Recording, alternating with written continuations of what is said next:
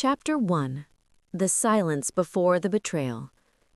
I was still smiling at family dinners when they had already removed my name from the company, the bank accounts, and the future they were building without me. They called me emotional, told me to trust them, and quietly signed papers that erased everything I worked for. I didn't scream, I didn't fight, I didn't beg. I listened, I saved every document, and I waited. My name is Celeste, and this is the story of how silence became proof, and how the people who betrayed me never saw it coming. The conference room smelled like burnt coffee and winter wool, the kind that clings to you long after you leave. I stood near the window on the 12th floor of the Harborview building in Milwaukee, watching the river below move in slow, dark ribbons. The city was dressed for the holidays, lights strung along bridges, storefronts glowing, people hurrying with bags and scarves. Inside, everything felt too clean, too quiet, too practiced. My name is Celeste Ainsworth. I am 45, old enough to know when a room has already made a decision, and young enough to still be surprised when it happens to me. The invite said, Year-End Transition Meeting, Lakefront Freight Solutions. It sounded harmless, almost responsible, the kind of meeting you schedule when you want to start fresh. But the chairs had been arranged in a half circle, not around the table. That told me this was not a discussion, it was a presentation. My husband, Grant, stood on the far side of the room with his tie loosened, smiling like a man who had just been relieved of something heavy. My sister-in-law, Marin, sat with her laptop open, fingers poised, eyes flicking between the screen and Grant's face, as if she was waiting for cues. My father-in-law, Howard, sat at the head of the half-circle, even though there was no head. He held a legal pad he did not need, and his mouth was set in that polite, sealed expression he used when he wanted to appear kind while staying immovable. No one asked if I wanted coffee. No one asked if traffic was bad. They nodded at me the way you nod at someone who is expected to be there, but not expected to speak. The silence in that room was not the calm kind. It was the kind that arrives before a storm, the kind that makes your skin tighten without giving you a reason. I let my hands rest at my sides. I kept my face neutral. I had learned that trick long ago, the same way you learn to carry a tray without showing your wrist is shaking. People will take whatever you give them. If you offer softness, they will call it weakness. If you offer competence, they will call it control. So I offered nothing. Grant cleared his throat. Howard looked at his watch. Marin adjusted her glasses. And as the first slide blinked onto the screen behind them, I felt the smallest shift inside me, a quiet understanding that this moment had been building for a long time, long before the decorations, long before the countdown to midnight, long before anyone said anything out loud. Because betrayal rarely kicks the door down. Most of the time, it slips in like a draft, and you do not notice until the whole house is cold. 2 years earlier, I would have laughed if someone told me my own family would rewrite my place in their story. Back then, I believed in keeping things together. I believed in the kind of love that looks like patience. I believed in showing up, even when you were tired, even when you were not thanked, even when the work you did was invisible unless it went wrong. Lakefront Freight Solutions was not a glamorous company. We moved goods across the Midwest, pallets and parts and seasonal inventory, the unromantic backbone of other people's success. We were steady. That was our selling point. Steady routes, steady rates, steady hands. I was the steady hand. When supply chains cracked and tempers flared after the pandemic, when trucks sat idle and contracts got renegotiated in frantic bursts, I was the one who stayed late. I was the one who made the calls. I was the one who found alternative carriers, reworked margins, absorbed the panic without spreading it. Grant was the face. He knew how to charm clients. He knew how to shake hands and tell stories about resilience. He could walk into a room and make people feel like they were winning just by being near him. I did not resent that, not at first. I told myself every partnership needs both. One person can be the bridge, the other can be the foundation. A bridge gets noticed, a foundation just holds. At family dinners, Howard would clap Grant on the shoulder and talk about growth. Marin would ask Grant about expansion, about branding, about the next big move. When I spoke, it was usually about logistics, compliance, cash flow, risk, the things that keep you alive but do not make for good dinner conversation. Sometimes Marin would laugh and say I was the company's alarm system, always ringing, always cautious. I would smile, because that was easier than explaining that alarms exist because fires do too. I tried to be the kind of woman who doesn't take things personally. I tried to believe that love is not measured by applause. I tried to believe that if I stayed consistent, if I stayed calm, if I stayed helpful, the people around me would eventually see me clearly. Then the small things started. It began with a calendar change. A Monday meeting that used to include me suddenly shifted to a smaller invite list. Grant said it was just a quick check-in, nothing important. He kissed my forehead while saying it, like I was a child who needed soothing. The next week, a vendor called confused about a payment delay. I pulled up our banking portal and saw a permissions notice I hadn't seen before. New signatory authorization pending. That was strange. I was the one who managed payroll approvals. I was the one who had always been on those accounts. I asked Grant about it that evening, while we stood in the kitchen, the dishwasher humming, the house warm with the smell of rosemary chicken. He barely looked up from his phone. He said Howard wanted to streamline things. It was just paperwork. He said I should not worry. He did not say, "Thank you for noticing." He did not ask what I had found. He did not ask how it made me feel.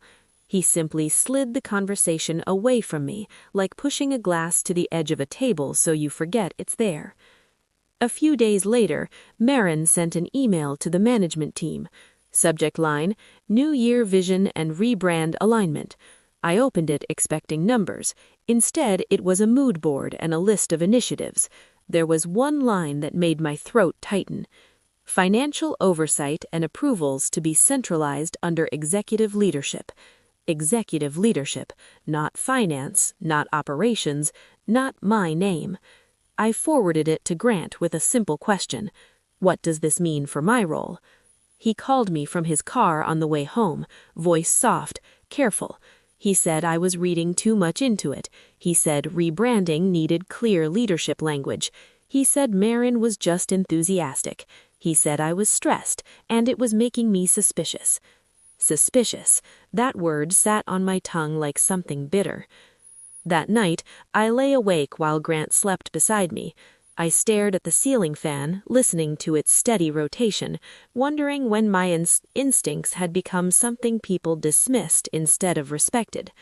Then I remembered the vendor call, the permissions notice, the phrase executive leadership, and I reminded myself that instincts are not the same as paranoia. Instincts are pattern recognition. They are the part of you that notices when the air changes. I started paying attention. I noticed Grant would step outside to take calls more often. I noticed he would angle his phone away from me at the table. I noticed Marin would show up at the office with pastries and a bright smile, and she would stand too close to Grant, laugh too easily at his jokes, touch his arm when she spoke. I told myself not to be dramatic. She was family, not a stranger. She was married to Grant's younger brother, and she had a talent for making everything feel friendly. That was her power, warmth that did not ask permission. But warmth can also hide sharp edges. The first time I felt something truly crack was at a New Year's Eve gathering the year before this one, at Howard's house in Shorewood. It was a beautiful home, old brick, hardwood floors, framed photos of family vacations and graduations. Marin had arranged the food like a magazine spread, charcuterie boards, sparkling cider, small plates labeled with neat handwriting. Howard raised a toast about legacy and fresh starts. He praised Grant for his leadership, for steering the company through difficult years. He praised Marin for her vision, for bringing modern energy into an old business. He smiled at me last, almost as an afterthought, and said I had always been dependable. Dependable, like a reliable appliance, like a sturdy shelf. Everyone clinked glasses, the room shimmered with politeness, and as they counted down to midnight, I realized something that made my chest go tight. Nobody was looking at me, not with admiration, not with gratitude, not even with curiosity, just a general acceptance that I was part of the furniture, necessary, familiar, not worth pausing over. At midnight, Grant kissed my cheek, not my mouth. Marin hugged him a little too long. Howard watched them with pride, and I stood there holding my glass, smiling as if nothing hurt. That was the moment my body understood what my mind had been resisting. I was not being included, I was being managed. After that night, I stopped asking questions out loud. Not because I stopped caring, but because I realized questions were being used against me. Every question became proof that I was difficult. Every concern became evidence that I was emotional. Every attempt to clarify my role became a reason to push me further out. So I shifted, quietly. I began saving emails. I began taking screenshots of account permissions changes. I began noting dates when meetings moved without me. I did it calmly, the way you fold receipts into an envelope when you sense you might need them later. I did not confront Grant. I did not accuse Marin. I did not go to Howard. I watched. And now, standing in that glass-walled conference room with the river below, watching Grant and Marin and Howard prepare to tell me something they had likely decided months ago, I felt the same quiet fracture spreading through me. The slide behind them changed. Marin's fingers tapped her keyboard. Grant's smile tightened. Howard cleared his throat again. I kept my face still. I let my heart beat without showing it. Because I had learned something in the past year. Silence is not surrender.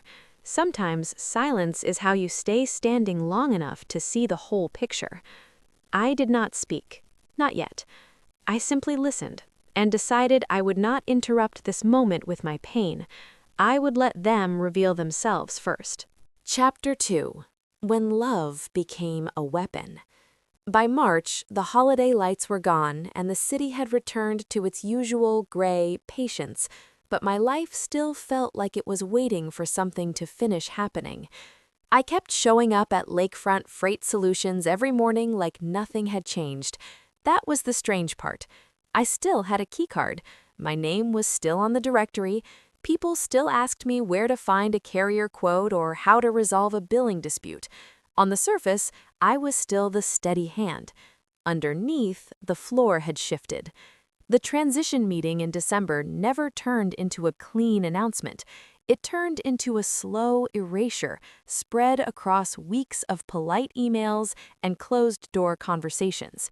Grant told me it was temporary. Howard told me it was strategic. Marin told me it was modern.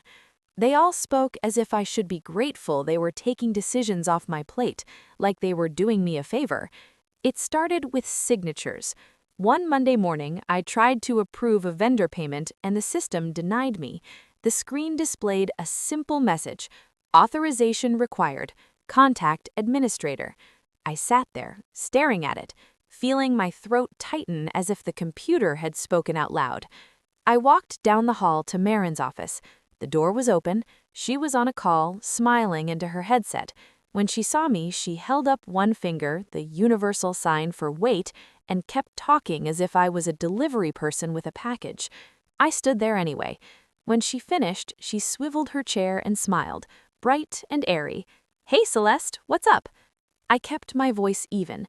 "I can't approve payments anymore. The system blocked me." Marin blinked slowly, like she was surprised by the idea of me having access in the first place. "Oh, yeah, we'd tightened that up." I waited. "Tightened it up how?" She leaned back.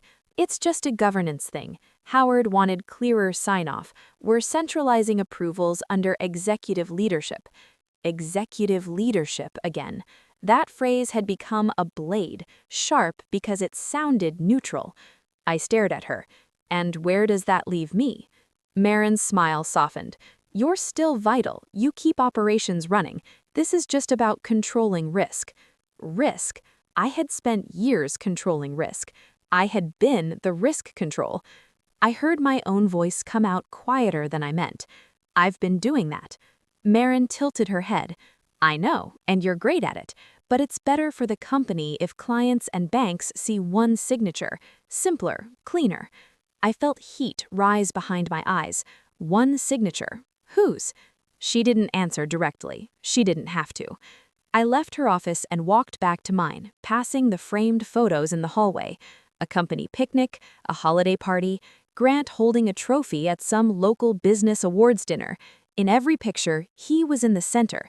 I was near the edge, half smiling, holding a folder or a drink, looking like someone who had stepped in for a moment and would step out again. That afternoon, I asked Grant about it. He was in his office, jacket off, sleeves rolled, leaning over his desk with his phone in his hand. He looked up at me with the expression he saved for difficult conversations, patient and slightly tired. You went to Marin, he said.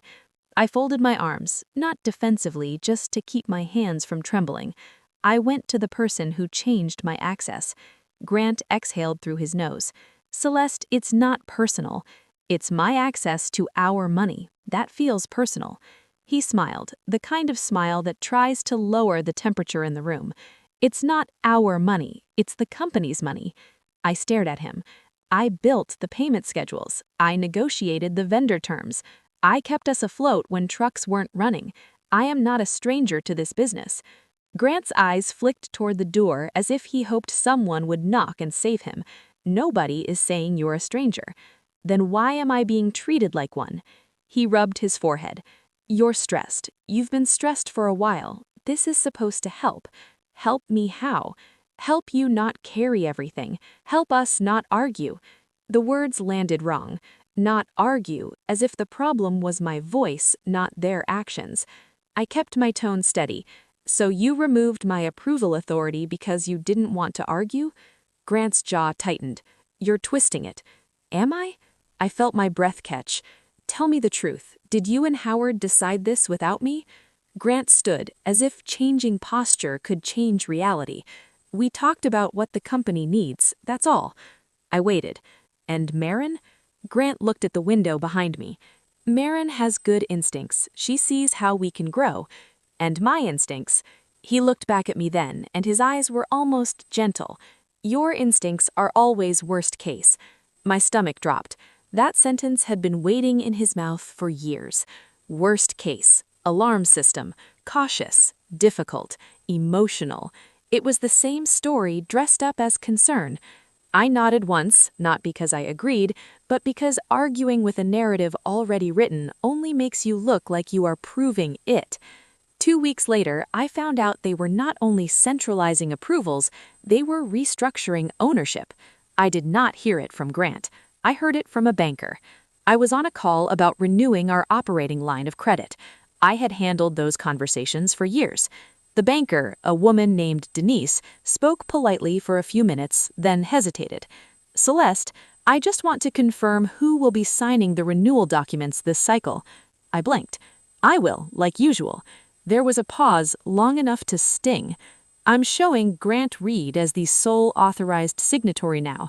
Did something change on your end? My hand tightened around the pen on my desk. When did that update? Denise cleared her throat. Late January, we updated amended corporate resolutions, signed and notarized. My mouth dried dark. And my name? Denise's voice softened. You're no longer listed as an officer. I thanked her. I made my voice sound normal. I ended the call. Then I sat still, staring at the wall, listening to the distant hum of printers and phones in the office outside my door. Amended corporate resolutions signed and notarized, late January. I opened my email and searched. Resolutions, notary, bank, nothing. Nothing because I had not been included. The first feeling was disbelief, and the second was humiliation so sharp it almost made me laugh, not because it was funny, but because it was absurd, like watching someone remove your name from a gravestone while you are still breathing. I walked straight to Howard's office. He was reading paperwork when I entered. He didn't look up immediately. That was his way of claiming authority, making you wait inside your own life. When he did look up, he smiled politely. "Celeste, everything okay?" I kept my voice flat. "The bank says I'm no longer an officer of the company." Howard nodded slowly, like he was disappointed I had found out this way. "That's correct." "When did that happen?" "In January. We updated our governance. It's cleaner." Cleaner. The word made my skin prickle. I took a breath. Why wasn't I told? Howard's smile faded a fraction. "We did not want to upset you during the holidays. And then you seemed—" He paused, choosing his next word carefully. "Reactive." Reactive, as if I was a dog barking at thunder, not a woman noticing her identity being stripped. I swallowed hard. "I have been married to your son for 18 years. I have worked for this company for 15. I have kept our books clean. I have protected this business. And you decided I should not be an officer anymore without speaking to me?" Howard leaned forward. "Celeste, this is not about your marriage. It's about fiduciary duty. It's about what is best for the company." He said fiduciary duty like it was a shield. I looked him in the eye. "And who decided what was best for the company?" Howard didn't blink. "I did. Grant did. The board did." "The board? There was no board. There was Howard, Grant, and the people they could persuade." I felt something in my chest tighten and harden at the same time. "So my role is operations. No authority, no signature, no protection." Howard's tone stayed calm. "You are still compensated well." Compensated, like I was a contractor. I left her office without saying more. I could feel the eyes of people in the hallway on me, the quiet curiosity. In a small company, shifts in power move through the air faster than memos. That afternoon, Grant asked me to join a meeting with a new client. I almost laughed. They still wanted my competence when it served them. I went anyway, because I needed to see how far this had spread. The client was a regional retailer, 2 executives in crisp suits. Marin was there too, bright and poised, leading with her charm. Grant played the visionary. I was introduced as operations support. Operations support, not partner, not director, not the person who kept their trucks moving. Halfway through the meeting, the client asked about risk management and compliance. Their supply chain had been burned before. They wanted reassurance. Grant looked at me, and I saw the flicker of relief in his eyes. He needed me. I spoke calmly. I outlined our contingency planning, our vendor vetting, our insurance coverage, our claims process. I could see the client relax as I spoke. They nodded, they took notes, they looked at me like I was the adult in the room. When we finished, Marin smiled at the client. "See, we have the best team." Team again, the word that makes everyone sound equal while the payoffs are not. After the client left, Grant and Marin lingered in the conference room. I gathered my papers slowly, watching them out of my corner of eye. Marin's voice was light. "That went great. Celeste can be so useful when she's not spiraling." I froze, just for a second. Grant chuckled. "Yeah, as long as we keep her focused on the details." They did not lower their voices. They spoke as if I was not there, or as if I did not count. My cheeks burned, but my body went strangely cold. I set my papers down and turned to them. "Grant," I kept my voice steady, "did you just let her call me spiraling?" Grant's expression shifted into that familiar patience again. "Celeste, she didn't mean it like that." Marin lifted her eyebrows, smiling. "It's just how you get sometimes. Intense. You know we love you." Love. The word tasted wrong coming from her. I looked at Grant. "Tell me something. Do you think I'm spiraling?" He hesitated. Just a beat, but that beat was everything. I nodded slowly. "Okay." Then I walked out. In my office, I closed the door and sat down. My hands were steady, my breathing was not. I opened the bank portal and requested an audit trail of account changes. I did it the same way you reach for an umbrella when you see clouds forming. Simple, practical, quiet. The system generated a log, dates, times, user IDs, a list of changes to permissions and signatories. The first entry that mattered was in late January. Authorized signatory removed, Celeste Ainsworth. Approved by user Grant Reed. Verified by user M. Brooks. M. Brooks. Marin. I stared at the line until it blurred. It was a tiny detail, a single row in a list, but it felt like a confession. They had not only decided without me, they had documented it. I saved the file to a private drive. I emailed it to myself at my personal account. Then I sat back and listened to the quiet of my office, the hum of the building, the distant voices outside my door, the normalcy that made betrayal feel even sharper. I thought about all the times I had swallowed my feelings to keep peace, all the times I had taken the smaller seat, the softer voice, the easier path. I thought about how love had been used like a leash. Be patient, be understanding, be grateful. Do not make it ugly. And I realized something that made my stomach turn. They were not afraid of my anger. They were afraid of my clarity. I did not know what I was going to do yet. I did not have a plan. I didn't even have the energy to imagine the next step. But I knew one thing with a certainty that felt like ice. I could not trust them.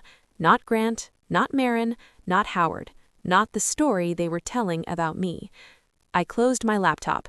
I picked up my coat. And as I walked out of the office into the gray Milwaukee afternoon, I let my face stay calm. Inside, something had already changed, and it was not going back. Chapter 3. Documents don't lie. Clarity has a weight to it. Once it settles in your hands, you cannot pretend you are holding something else. The next morning, I arrived early, before most of the office lights were on. The air in the building felt colder than it should have, like the heat was being rationed. I sat at my desk and opened the file I had saved, the audit trail, the single row that carried my name being removed like it was a typo. I did not cry. I did not call anyone. I did not even replay the meeting with Marin and Grant in my head. I was past the stage where pain was useful. I started a folder on my personal drive and named it January. Then I made another one named February. I did not name them evidence or betrayal or anything dramatic. I named them like I was doing taxes, because that is what this was going to become.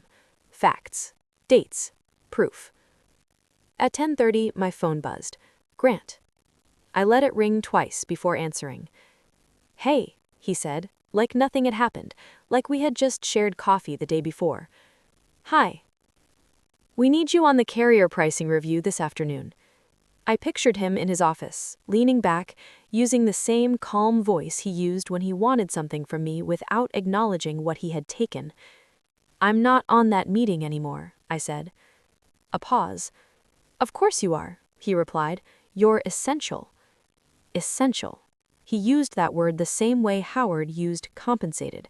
It was a way of touching you without holding you.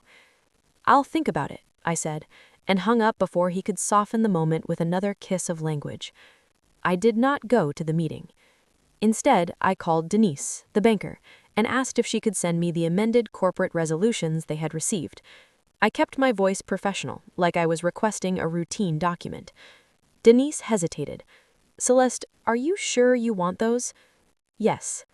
You're still listed on prior filings. This change looked sudden. I know. There was a quiet exhale on her end. I can send them to your work email. Send them to my personal. I'll text you the address. She paused again. Is that okay? It's my name on it. I need to see what was submitted. All right, she said softly. Give me a few minutes. When the documents arrived, my hands stayed steady. Grant and Howard had signed. The notary stamp was clean and perfectly aligned, like this had been prepared with care. The language was neat, sterile. It removed me as an officer and consolidated signing authority under Grant. It created a new advisory role that sounded flattering but held no power. Advisory, like a decorative pillow. At the bottom, there was a page with a list of board approvals, names, dates. One of the names was Marin. She had signed as if she had always belonged there. I leaned back in my chair and stared at the ceiling for a long moment. The room smelled like printer ink and old carpet. My office felt smaller than it had yesterday. This was not an accident. This was not stress. This was not a misunderstanding. It was a plan. My phone buzzed again, a text this time. Marin. You good? Haven't seen you in meetings. Don't disappear on us. On us, as if I was the one causing distance. I did not answer. I stood up and walked to the break room to get water. The hallway was busy now. People laughed near the copy machine. Someone complained about a delivery delay. Life kept moving. In the break room, I ran into Janet Rowe. Janet was 60, small, quiet, and always dressed like she could be called into court at any moment. She worked in compliance before Marin arrived and started rearranging departments like furniture. Janet had been slowly pushed into the background. Her title changed twice in a year. Her office moved to the interior with no window. People stopped asking her questions not because she did not know the answers, but because asking her meant acknowledging she still mattered. She was making tea when I walked in. She looked at me over the rim of her mug. You look tired. I'm fine. Janet watched me fill a paper cup with water. She did not fill the silence with kindness. She filled it with truth. They're doing it to you now, she said. My chest tightened. You noticed? I notice everything. That's my job. It used to be, anyway. I kept my gaze on the water. How long have you known? Janet's mouth pressed into a thin line. Last fall, I saw draft language in a shared folder. Corporate governance updates. It had your name in red. My fingers went cold around the cup. Why didn't you tell me? Janet's eyes didn't flinch. Because I tried to tell someone once, years ago, when they changed my access, when they reduced my authority and told everyone it was for efficiency. I spoke up and I paid for it. I turned toward her. Paid how? She gave a small, humorless smile. They didn't fire me, they just made me irrelevant. They praised me in public and erased me in private. It's a cleaner kind of cruelty. I swallowed. That word again. Cleaner. Janet lifted her mug and took a sip, then said, If you want to survive this, you can't plead, you can't argue feelings, you need paper. I have paper, I said quietly. Janet nodded. Then you need more. That afternoon, I went back to my office and started working like I was building a case, not a story. I pulled email headers, not just the content. I saved calendar invites that had been changed without me. I exported meeting attendee lists. I downloaded system logs where I could. And when I could not, I wrote down what I saw, the time, the date, the screen message. I called our payroll vendor and asked for a list of authorized contacts. My name had been moved to secondary. Grant and Marin were primary. I called our insurance broker and asked who had signed the last renewal. Grant. Every call was the same. Polite surprise, quiet pauses, a soft question of, is everything okay? I answered the same way each time. I'm updating my records. At 5, Grant came to my office. He did not knock. He leaned against my doorframe like he still belonged in my space. You missed the meeting. I was busy. Busy doing what? I looked up from my screen. My job. He stepped inside and glanced at the open folders on my monitor. His eyes narrowed slightly, like he could sense the shape of my attention. You're making this into something, he said. It already is something, I replied. Grant sighed. Celeste, why are you doing this? Why can't you just trust me?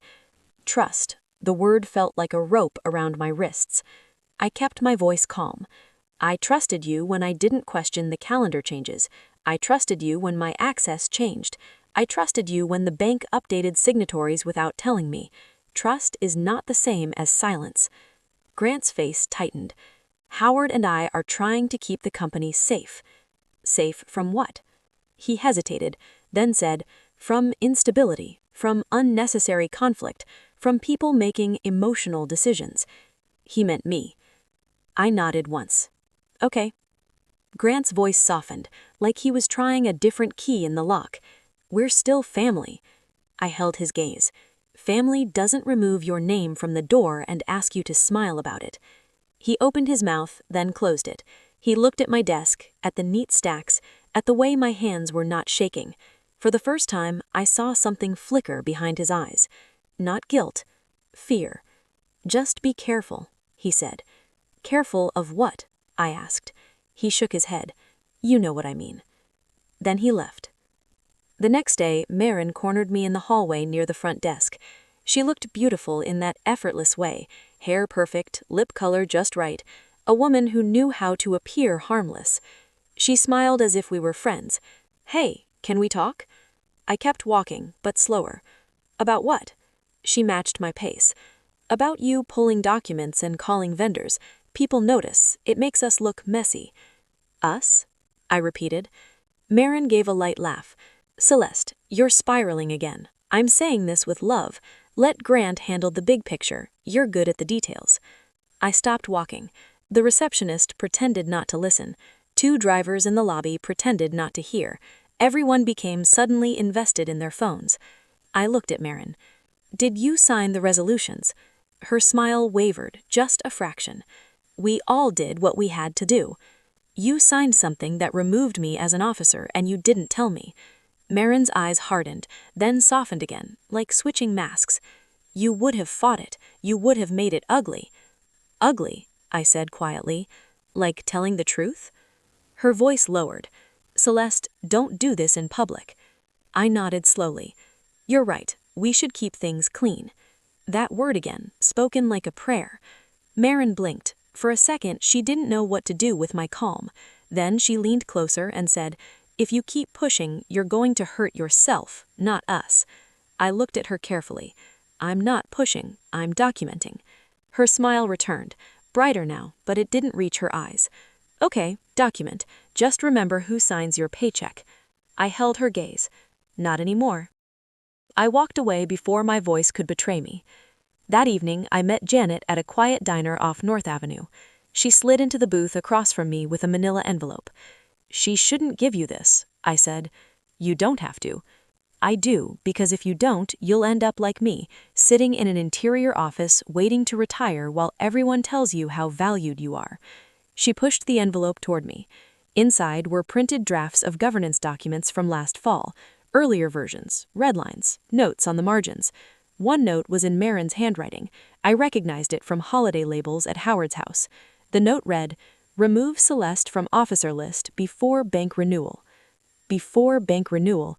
They had timed it. They had planned it around cycles and deadlines, around systems where they would accept changes without question. My throat closed. Janet watched my face. "I told you, it was never sudden." I inhaled slowly. "How did you get these?"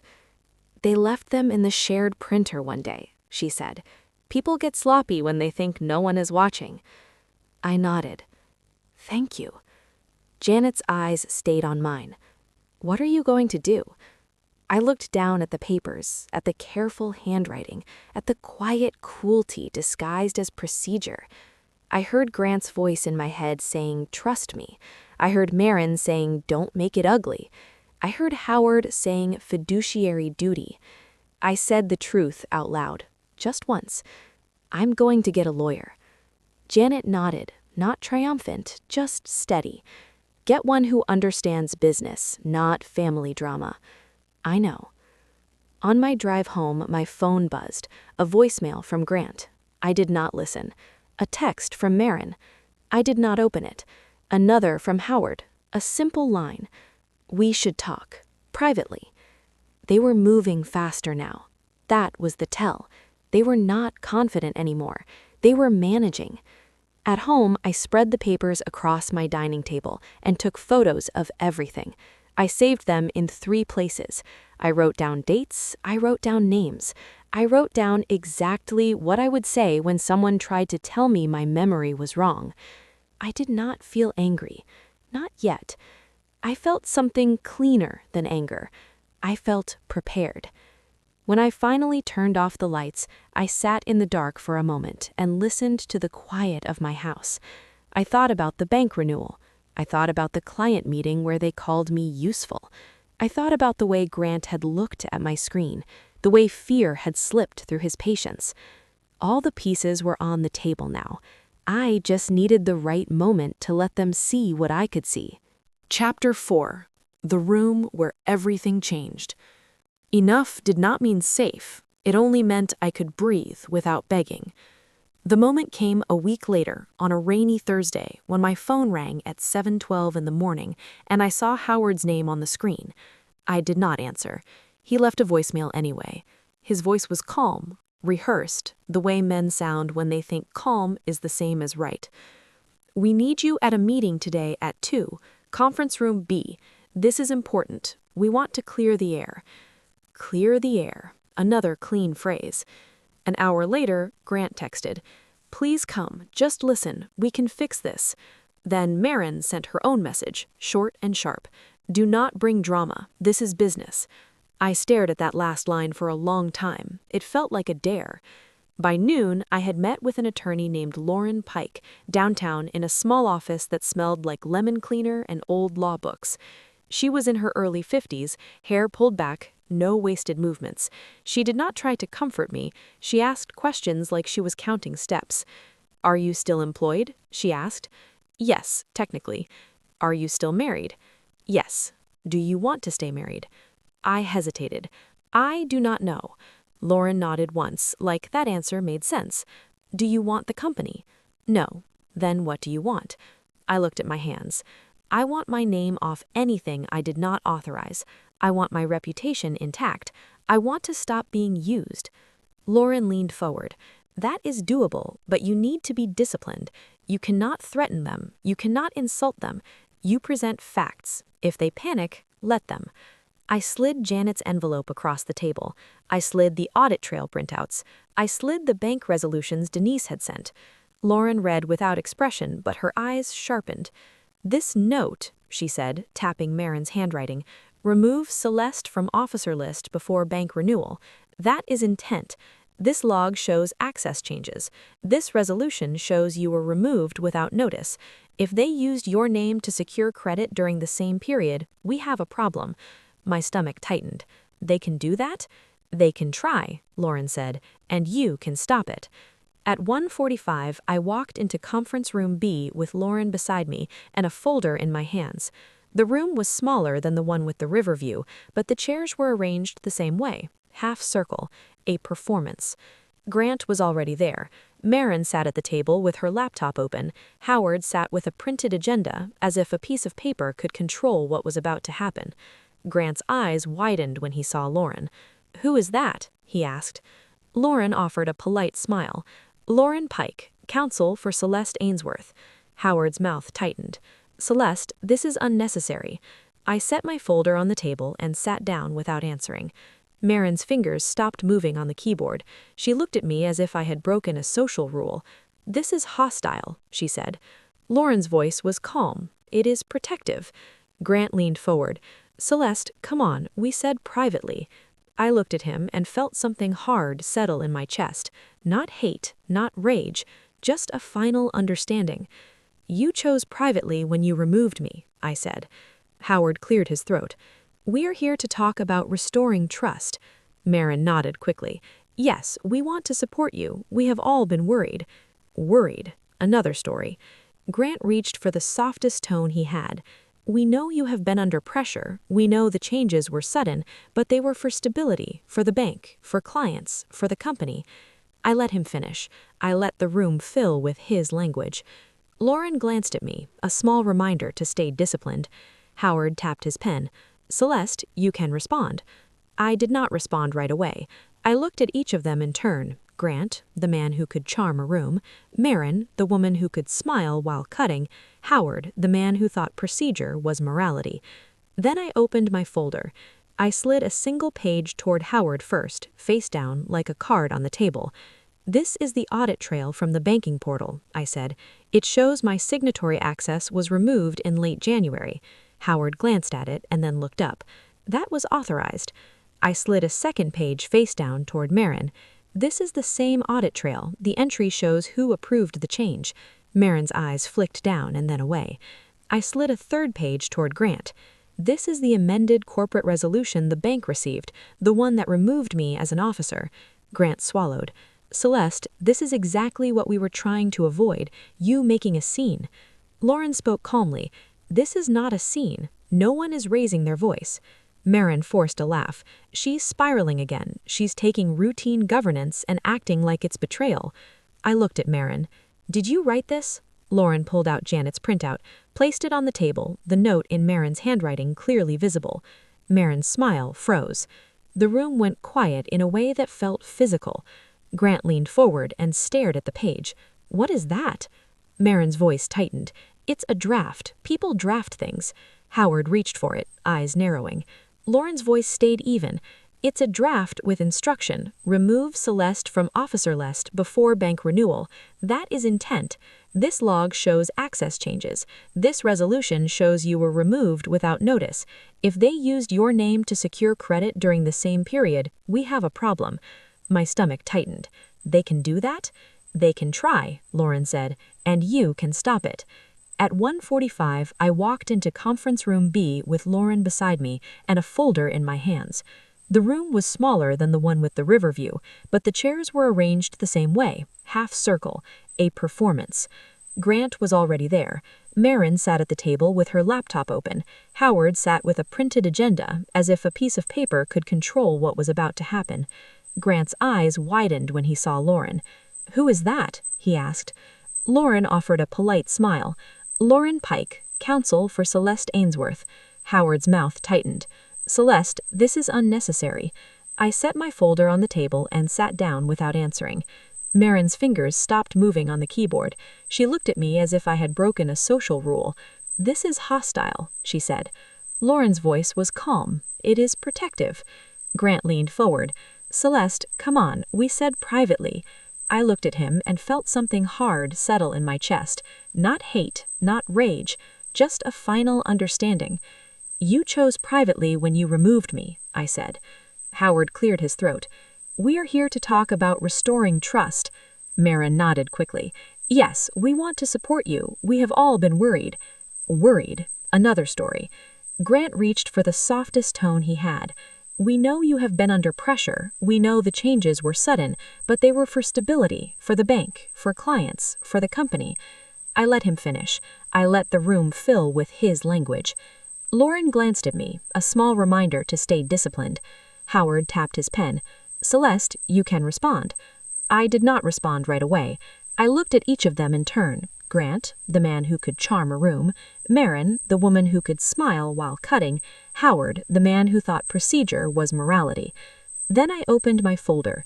I slid a single page toward Howard first, face down, like a card on the table. "This is the audit trail from the banking portal," I said. "It shows my signatory access was removed in late January." Howard glanced at it and then looked up. "That was authorized." I slid a second page face down toward Marin. "This is the same audit trail. The entry shows who approved the change." Marin's eyes flicked down and then away. I slid a third page toward Grant. "This is the amended corporate resolution the bank received, the one that removed me as an officer." Grant swallowed. "Celeste, this is exactly what we were trying to avoid, you making a scene." Lauren spoke calmly. "This is not a scene. No one is raising their voice."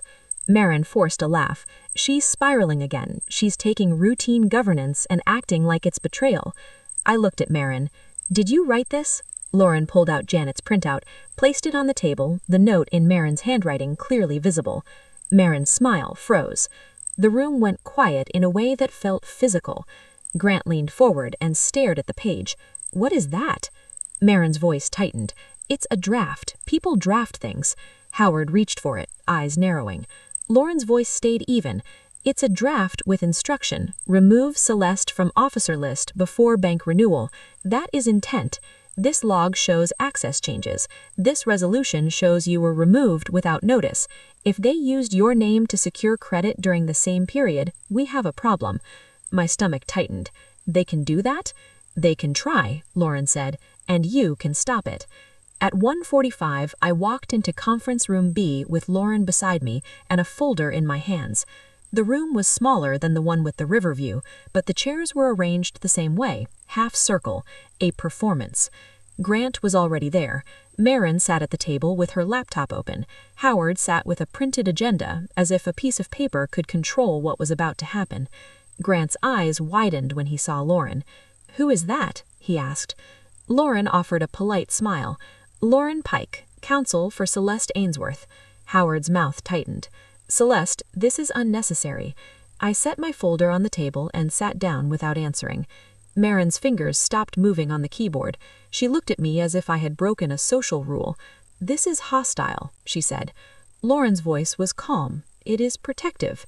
Grant leaned forward. "Celeste, come on, we said privately." I looked at him and felt something hard settle in my chest. Not hate, not rage, just a final understanding. "You chose privately when you removed me," I said. Howard cleared his throat. "We are here to talk about restoring trust." Marin nodded quickly. "Yes, we want to support you. We have all been worried." Worried? Another story. Grant reached for the softest tone he had. "We know you have been under pressure. We know the changes were sudden." But they were for stability, for the bank, for clients, for the company. I let him finish. I let the room fill with his language. Lauren glanced at me, a small reminder to stay disciplined. Howard tapped his pen. "Celeste, you can respond." I did not respond right away. I looked at each of them in turn. Grant, the man who could charm a room. Marin, the woman who could smile while cutting. Howard, the man who thought procedure was morality. Then I opened my folder. I slid a single page toward Howard first, face down, like a card on a table. "This is the audit trail from the banking portal," I said. "It shows my signatory access was removed in late January." Howard glanced at it and then looked up. That was authorized. I slid a second page, face down, toward Marin. "This is the same audit trail. The entry shows who approved the change." Marin's eyes flicked down and then away. I slid a third page toward Grant. "This is the amended corporate resolution the bank received, the one that removed me as an officer." Grant swallowed. "Celeste, this is exactly what we were trying to avoid, you making a scene." Lauren spoke calmly. "No one is raising their voice. This is not a scene." Marin forced a laugh. "She is spiraling again. She is taking routine governance and acting like it is betrayal." I looked at Marin. "Did you write this?" Lauren pulled out Janet's printout and placed it on the table, the note in Marin's handwriting clearly visible. Marin's smile froze. The room went quiet in a way that felt physical. Howard leaned forward and stared at the page. "What is that?" Marin's voice tightened. "It is a draft. People draft things." Howard reached for it, eyes narrowing. Lauren's voice stayed even. "It is a draft with instruction. Remove Celeste from officer list before bank renewal. That is not a routine draft. That is a plan." Grant's face shifted. Not anger yet, confusion first, like he had not expected to see the note, like he had told himself there was no evidence of intent, only narrative. Howard's voice stayed calm, but it thinned. "Where did you get that?" "It was left in a shared printer," I said. "The kind of mistake people make when they think no one is watching." Marin snapped. "That is theft." Lauren looked at her. "It is a document produced in the ordinary course of business. It is not privileged. If you want to litigate the printer, we can, but we are here about governance and fiduciary responsibility." Grant turned toward Marin. "You wrote that?" Marin lifted her chin. "It was strategy, for stability. We needed one signature to satisfy the bank. You know that." Grant's jaw tightened. "We did not talk about writing it like that." Howard cut in, voice firm. "Enough. Celeste, you have made your point. We can discuss this without legal threats." Lauren slid another sheet forward, this one printed with neat headings. "This is a formal request," she said, "for indemnification and a written statement from the company that Celeste Ainsworth did not authorize the corporate resolutions submitted to the bank, and that she is not responsible for any obligations executed after her removal as officer." Howard's eyes widened slightly. He understood that sentence in his bones. Grant's voice rose just a notch. "Why would we do that?" I spoke softly. Because you used my reputation to keep clients calm and vendors paid while you took away my authority. And if anything goes wrong, you will point at me and say I was the financial lead." Howard's gaze sharpened. "That is not true." I held his eyes, then put it in writing. Marin's voice trembled, quick and sharp. "This is ridiculous. You were never at risk." Lauren responded. "If she was never at risk, then you lose nothing by clarifying it." Grant's face had gone pale. He looked at the audit trail again, at his own user ID, at Marin's verification entry. He looked at the note. I watched him realize that what he had been calling stability looked on paper like removal and concealment. Howard leaned back, and for the first time since I had known him, his composure cracked. "You should have told me you were going to do this," he said to Grant. Grant stared at him. "I thought we were doing what you wanted." Marin snapped. "We did what had to be done. She would have fought it. She would have made it ugly." I looked at her. "You made it ugly. You just did it quietly." The room fell silent again. In that silence, I felt something I did not expect. Not triumph, not relief, grief. Because this was the part where you see the truth and realize it cannot be unseen. You realize the people you loved did not just hurt you, they calculated you. Lauren gathered the papers into a neat stack. "We are not asking for control," she said. "We're asking for separation.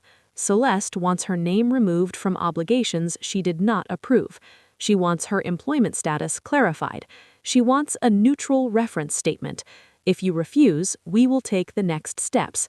If you agree, this can stay private." Grant's mouth opened, then closed. His voice was low. "Celeste, I never wanted to hurt you." I did not answer that. There was nothing to answer.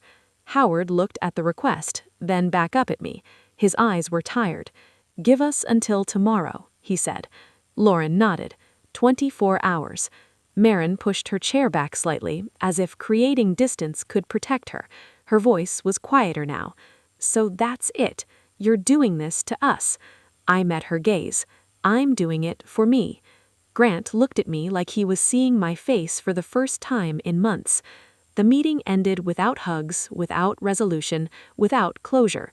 Just papers sliding into folders, chairs scraping against the floor, the sound of a door shutting too carefully. As Lauren and I walked out into the hallway, my knees went weak for a second, not from fear, but from the cost of holding myself together. I kept walking anyway. In the elevator, Lauren glanced at me. "You did well," she said.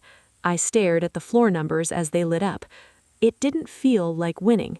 It wasn't. It was boundaries. Outside, the rain had slowed to a mist. The streetlights made the wet pavement glow. My phone buzzed once in my pocket. Probably Grant, probably Howard, maybe even Marin trying a different tone. I did not check it yet. I stood under the awning for a moment, breathing in cold air, feeling the ache behind my ribs, the kind that comes from standing up and realizing you're alone even when you're surrounded by family. The truth was out now. The paperwork had spoken. All that was left was what they would do with it and what I would do with myself after. Chapter 5. Proof, not rage. Because I stopped holding it together, I could finally see what holding it together had cost me. The next morning, Howard sent an email with 3 attachments and a short message that tried to sound respectful. He said they wanted to move forward constructively. He said they valued my contributions. He said they regretted any misunderstanding. Misunderstanding was a convenient word. It made betrayal sound like a scheduling conflict. Lauren called me an hour after the email arrived. "They are agreeing to most of it," she said. "They will issue a written statement that you did not authorize the bank resolutions. They will remove your name from any guarantees you did not sign. They will update vendor contacts. They will provide a neutral reference letter. They want you to sign a separation agreement." "Separation from the company?" I said. "From the company, and it also includes a mutual non-disparagement clause." I let that sink in.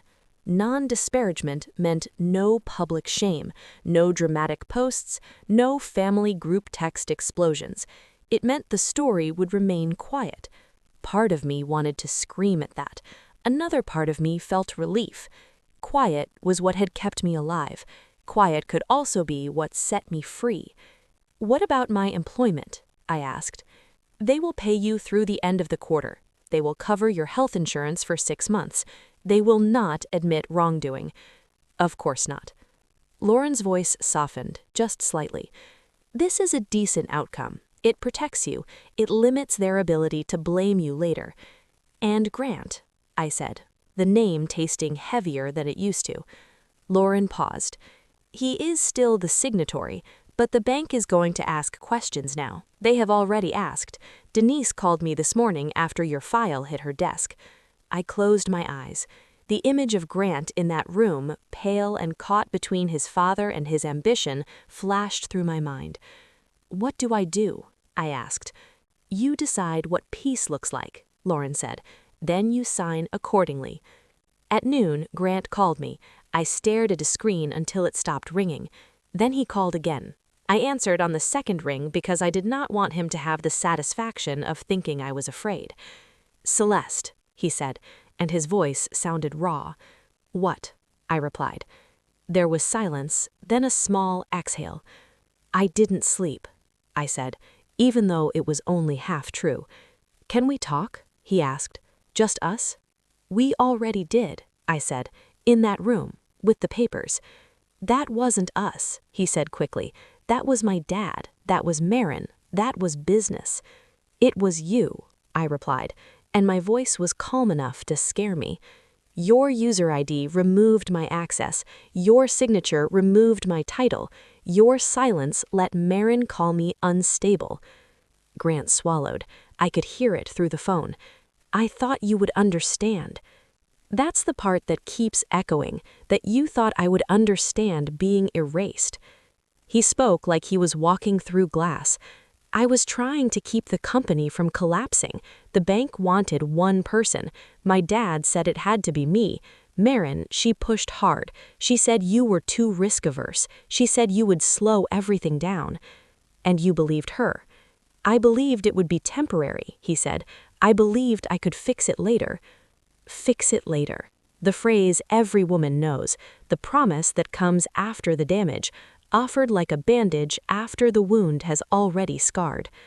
"Are you calling to apologize?" I asked. There was another pause.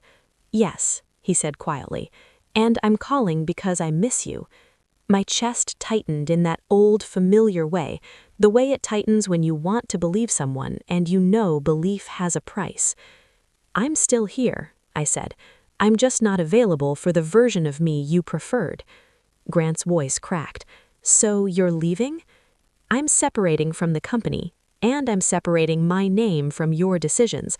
That's what I'm doing today." "And us?" he asked.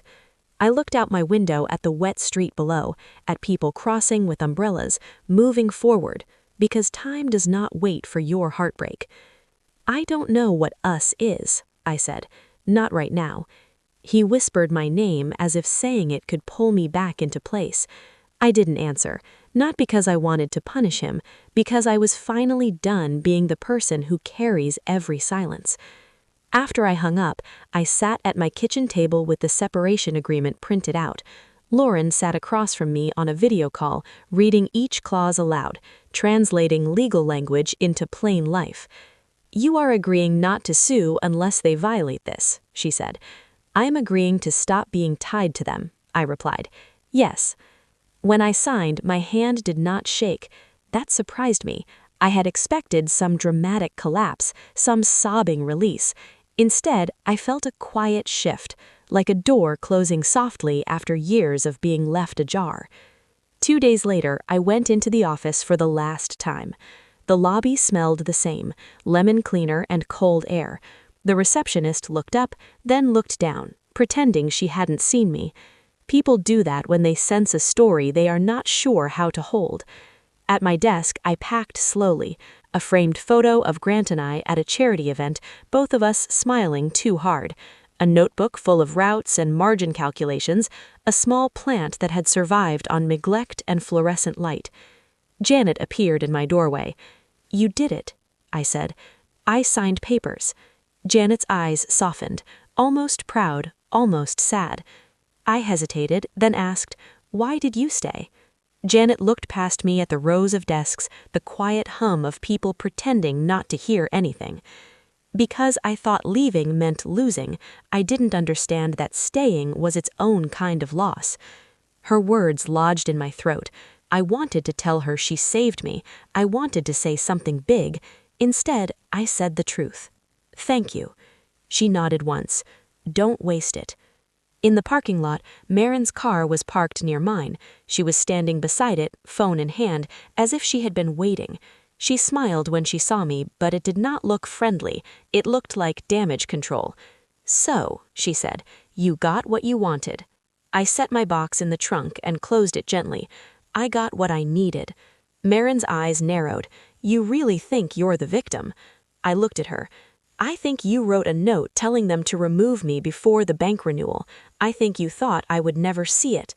Marin lifted her chin. "It was smart. You would have made it messy." "Maybe," I said. "Or maybe I would have asked why my family was afraid of my signature." Her face twitched. "You're leaving and you still want to be right." I shook my head. "I don't care about being right. I care about being free of the story you told about me." Marin scoffed. "Good luck. You're nothing without this company." For a moment, the old pain flared, that familiar sting of being dismissed. Then it passed. Because I realized something simple. She was saying that because it was what she needed to believe. I closed the trunk and met her eyes. "That's your fear, not my future." I got in my car and drove away. The weeks that followed were not magically peaceful. Healing does not arrive like a new outfit. It arrives like a slow return of sensation. Some mornings I woke up and my body still expected to fight. My phone still felt heavy in my hand, like it might bring a new accusation. Some nights I replayed Grant's voice, the way it cracked when he said he missed me. I missed him too, in a way that felt like mourning someone who was still alive. But I also started doing something I had not done in years. I chose. I took a short consulting contract with a manufacturing company in Madison that needed help rebuilding their operations systems. The work was clean, the expectations were clear. Nobody asked me to smile through disrespect. Nobody called my instincts worst case. They called them thorough. When I walked into that new building on my first day, the director shook my hand and said, "We've heard you're the kind of person who sees problems before they happen." I almost laughed, not because it was funny, but because it was finally accurate. Near the end of spring, Grant emailed me. The subject line was simple: "I'm sorry." The body was longer, messy, human. He admitted he had been weak. He admitted he had let his father lead and Marin push. He said the bank had demanded more oversight after the resolution changes. He said clients had asked questions. He said the company felt different now, colder, more fragile, because the person who kept it steady was gone. He asked if I would meet for coffee. I stared at the email for a long time. My chest ached, not with longing exactly, with recognition. I wrote back a short reply. "I hope you find a way to do better. I'm not ready to meet." I did not add more. I did not explain it for him. That was my revenge, if you could call it that. Not punishment, not humiliation, just a boundary that held. By the time December came again, Milwaukee was wrapped in lights and cold and anticipation. People talked about fresh starts like they were guaranteed. I knew better now. On New Year's Eve, I stayed home. I made a simple dinner, I lit a candle, and I watched the city countdown on television with the volume low. At 11:59, my phone buzzed. A text from Grant. "I hope you're okay tonight." I looked at it, and for a moment I felt the old urge to fix things, to respond, to smooth the edges. Then I set the phone down. I did not need to be cruel to protect myself. I just needed to be clear. When midnight arrived, the room stayed quiet. No cheers, no champagne, just me, breathing, and the soft sound of the heater turning on. I thought about the conference room, the audit trail, Janet's envelope, Marin's smile, Howard's calm voice, Grant's hesitation. I thought about how many years I spent trying to earn a place I already deserved. And I made a promise to myself, not loud, not dramatic, just steady. I will never trade my name for someone else's comfort again. If you have ever been betrayed in a way that was quiet, the kind that happens in meetings and emails and polite smiles, I want you to think about this. Would you rather prove the truth or punish the people who hid it? If you feel comfortable, tell me your answer, and if you have a story like mine, share it. Someone listening might need to hear that silence was never weakness. It was the beginning of waking up.